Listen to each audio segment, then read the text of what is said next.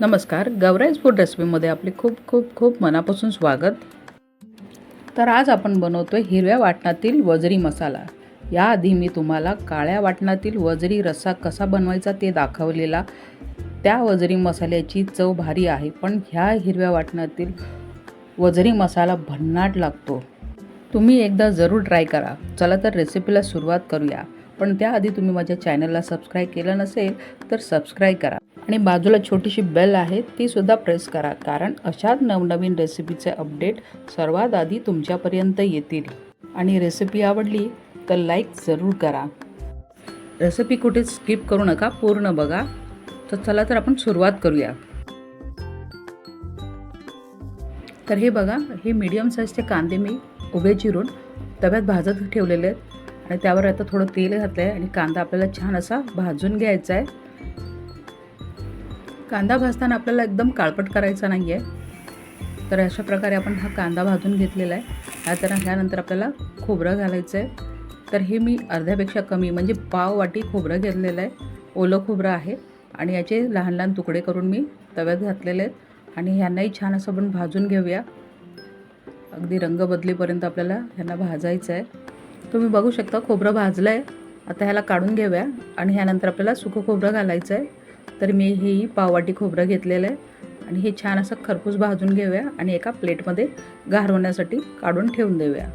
आणि एक साईडला आपण आता घेतलेलं आहे हिरव्या मिरच्या, कोथिंबीर, आलं आणि लसूण. आता हिरव्या मिरच्या आपल्याला भाजायच्या आहेत आणि हिरव्या मिरचीमध्ये आपल्याला आणखीन धने आणि जिरंसुद्धा घ्यायचं आहे. तर त्यासाठी मी अर्धा चमचा जिरं घेतलं आहे आणि 1 चमचा धने घेतलेले आहेत आणि तव्यात बघा मी मिरच्या भाजायला घेतल्या आहेत. थोडंसं तेल घातलं आहे आणि छान असं आपण भाजून घेऊया मिरच्यांनाही.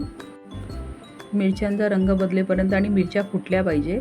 फुटल्या की म्हणजे आपल्या मिरच्या भाजल्या गेल्यात.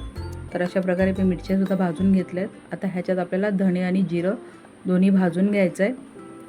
छान ह्यांनाही आपण खमंग असं भाजून घेऊया. थोडंसं तेल घातलं आहे आणि आपण छान असं रंग बदलेपर्यंत आणि सुगंध सुटेपर्यंत भाजून घ्यायचं आहे. जास्त काळपट भाजू नका, नाहीतर आपली टेस्ट खराब होईल.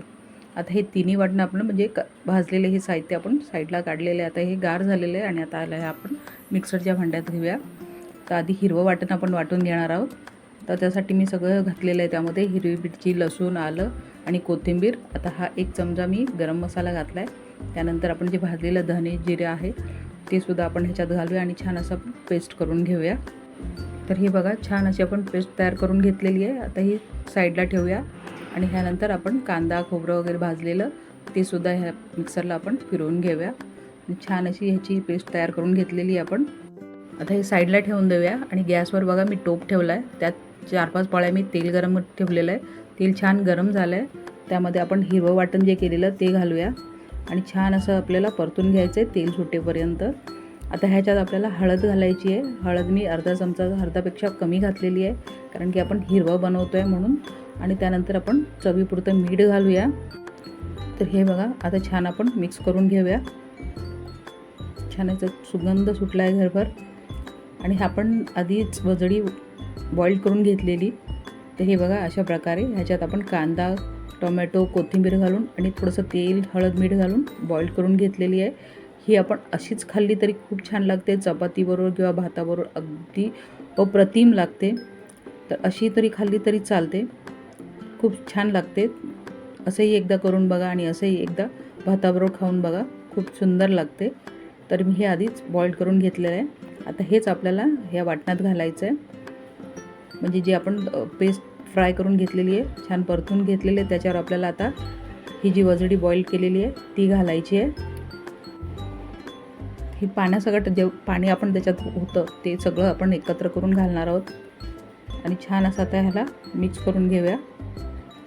आणि ह्याच्यातच आपल्याला ही शिजवायची आहे. आधी छान अशी उकळी काढूया ह्याची. तर हे बघा, छान उकळलं आहे आणि ह्याच्यातच कमीत कमी मी 5 मिनटं ही असंच उकळत ठेवलेलं आहे. आणि त्यानंतर आपल्याला जे खोबऱ्याचं वाटण आपण केलेलं ते, तुम्हाला कमी हवं असेल तर कमी घालू शकता आणि जेवढं आपण केलं आहे तेवढंही घालू शकता. तर मी त्यातलं अर्धच घातलेलं आहे आणि छान असं आपण आता मिक्स करून घेऊया. आणि नंतर ह्याला आपल्याला 10 मिनटं 15 मिनटं छान असं उकळू द्यायचं आहे. तर तुम्ही बघू शकता 10 मिनटं झालेली आहेत आणि 10 मिनटानंतर आपल्याला हवं तेवढं आपण पाणी घालायचं आहे आणि पाणी घालूनही आपल्याला छान असं उकळू द्यायचं आहे. वजरी मी कुकरला 5 ते 6 शिट्ट्या करून शिजवून घेतली होती, त्यामुळे आपण ह्या वाटणात कमीत कमी 10 ते 15 मिनटं छान शिजवून घेणार आहोत. तर हे बघा 15 मिनटं झाली आणि वजरी तयार झाली आहे. तर तुम्ही बघू शकता हिरव्या वाटणातील वजरी मसाला तयार झालेला आहे. हा वजरी मसाला भाताबरोबर चपातीबरोबर खूप छान लागतो आणि ह्याची चव तर अगदी भन्नाट लागते. तर तुम्ही एकदा जरूर ट्राय करा आणि आवडलं तर कमेंट जरूर करा. लाईक, शेअर, सबस्क्राईब करा आणि जास्तीत जास्त शेअर करा. चला तर भेटूया एका नवीन रेसिपीसोबत. धन्यवाद.